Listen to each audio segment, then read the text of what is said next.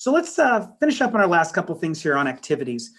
So how do we do activities? So the idea is it's really important to have both activating activities and kind of quieter activities. So really I look at it as these two. So activating activities are things where they're stimulated, excited, really focused on what's going on. What's great about that is kids learn very well with that because their brains are stimulated and activated in those moments. Those are really important. And a lot of it we talked about, those are the activities our kids are losing and they're not having as many doing virtual learning because they're not running around, they're not excited, they're not getting their elevated heartbeat, those kinds of things that activate a child. So it's important to have those, but it's also important to have those quieter activities that help them to regulate themselves. Those are really, really big. So let's give a few opportunity, or I'm going to give a few examples of these, and I'm sure you can come up with a million of them yourself. So activating activities, again, I know the weather's still cold, but I have found as long as it's not like 5 or 10 degrees, I can get most of my kids outside, at least for a little while, to take a walk. Now, again, I know for some of you teenage parents, it's a little harder, but I know that there's some teams coming together. There's some different activities that are starting back up that some of our teens are able to do to be physically active as well. But doing an outside walk, I know we can't do it yet, but it's coming soon within the next month or so. Doing a bike ride, doing something active. Indoors, doing hide and seek, something where they're activated or stimulated, they have to hide, and the idea of finding someone. Could be doing something small, like a little obstacle course for the kids in the basement, something that's controlled so they're not literally running all over your house, but something where they're active, something doing something fun, active. We want to also have our quieter activities. So quieter activities could be family reading time. Everybody's reading, whether that's you reading your children or even your older kids saying, I'm going to read too. Off the phones, we're going to all read a book. We're going to read different books, or if you have a Kindle, that's fine, or a Fire or whatever. But we're all going to read something together for the next half hour. Maybe we'll play some music in the background. Kids get to pick the music tonight. You know, adults pick it next week. Something calming and soothing, right? Could be drawing time, a journaling time, family game night. And when I say family game night, this could be activating depending on the type of game, or it could be a more of a downtime game. It just depends on the type of game you're playing. Listening to music. One thing we've actually done is during dinner now, we basically play music, whatever we're eating. Some of the things are hard to do, but we try to pick something to play. And I found it's really helping my kids to soothe quite a bit and regulate just hearing that music as well. So time of day is important. So the idea is, when are we doing the activating activity? When are we doing the quieter activities? So I think it's really important to choose specific times of the day. So our quieter activities, trying to do things before a meal, before bedtime. I mean, bedtime's obvious, but even before a meal, I don't want my kids running around crazy and then come to the dinner table because it's hard for them to sit still. So I like to do something soothing, something quieter before meals, and again, before bedtime. And then choosing your activating activities after meals, because again, now they've eaten and now they can time to be active. That's really helpful. Or after breaks for online learning, right? So as an activity, one of the things we do is we get our homework done, we have dinner, we do one fun activity afterwards, and then we start doing reading and bedtime. So that's our bedtime routine, and obviously all of you have it, but trying to have some kind of routine that way so that you can build in both activating and quieter activities. One thing we also find is doing family fun activities into your weekly schedule. So this can be just trying to find one big thing that you can do. Sometimes it's easier on weekends for kids to look forward to. So as an example, you can do Monday reading night, Tuesday hide and seek night, Wednesday movie night. We used to have we had like a Tuesday wrestling night. Believe me, my kids beat me up. Well, I mean, it was something, but they were activated. It was fun, and they would look forward to it. So what we would do is we put a specific activity on each night that they could look forward to it. And I'm telling you, as an adult, during the pandemic, especially at the beginning, and even now, it's sometimes the things I look forward to, like, oh, thank gosh, tonight is movie night. Oh my gosh, tonight's hide and seek night. I love to see my children, run around. Or, oh, thank goodness, last night was wrestling night. I'm exhausted. Tonight is reading night. Great, I can sit on the couch and read to my kids. So the idea is if you can find activities that you can do and schedule into your day, I think that's also a helpful thing too. So that's what I have for this evening. One thing I do want to do before we're going to go to a Q&A is kind of remind you. So again, at Hagera Health, we do still have openings for services. We're providing telehealth right now, but we're going to be at some point transitioning to in-person too down the road. But either way, we do have telehealth intakes and sessions, and we found a lot of really effective ways to do this as we've been doing it for a year now. So obviously you can find us online, Hagera Health. Our pre-admit number, which is the number to call for services, is 734-793-5026. And again, you can find that online. There's certainly services for private insurance and public insurance and ways that we can kind of help you too. So what I'd like to do now is, again, see where we're at as far as if people have some questions. Ooh, I do see we had a little bit of a chat. Oh, I love that. I Spy, that's an excellent game. We have absolutely done that. Absolutely. So I see that, Adrian, too. It is a challenge, the physical. It has absolutely been a challenge, especially I think the weather hurts us with that. So what we do is we have a few minutes. If anyone would like to have any questions or comments they'd like to give, feel free. You can put it in the chat box, or again, you can, because the presentation is generally over, you absolutely too can unmute yourself and ask it as well. And either myself or if anyone else has any comments, they can certainly do so. Go ahead. My question is, do you guys help with the custody issues in court? Sure, that's a great question. So yes and no. So specifically, we do not have a specific custody court program. But what we do is we have therapists that work with the parents to try to help them join together with the child.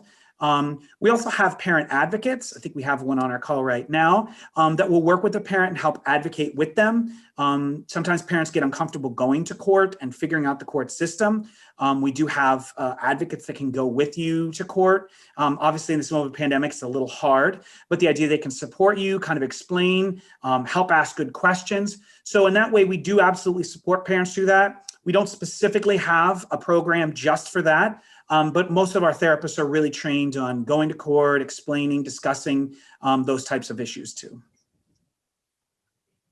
Thank you. Yeah, great question.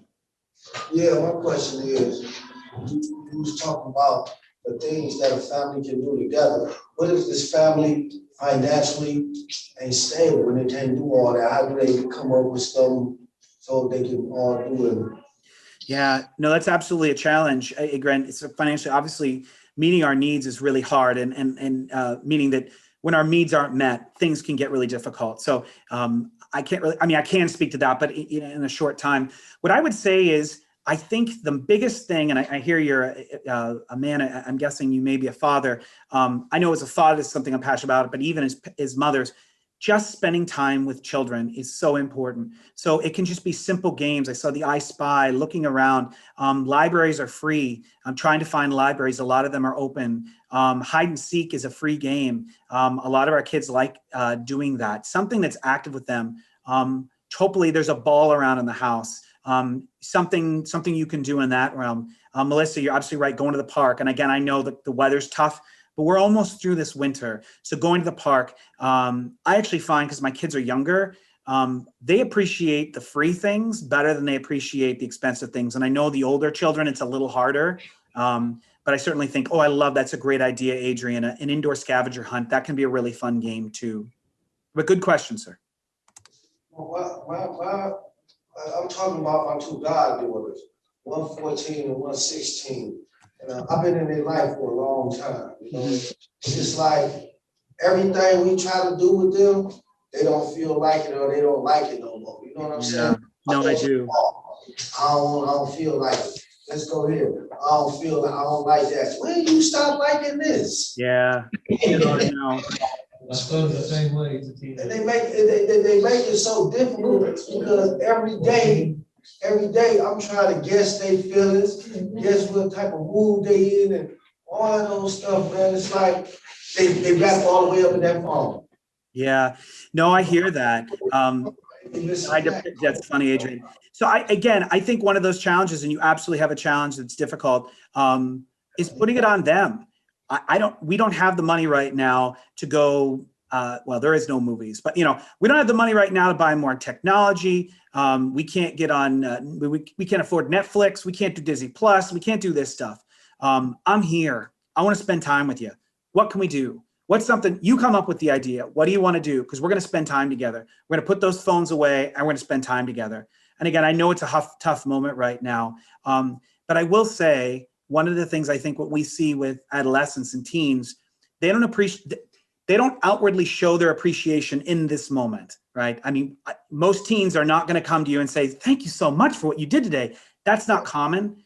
But we know all of us were teenagers at some point, and the things our parents did for us, we've learned to appreciate later on in life. So those investments, sir, that you're doing in your kid's life by being there and spending time with him, it's invaluable. It's a really invaluable thing. I like that Jackie Bull said, playing cards. I think most kids, when they learn a new card game, I think they can appreciate the time you spend with you. I know it's hard, sir. Keep going. Don't give up. Keep giving more activities, and don't take no for an answer. Appreciate it.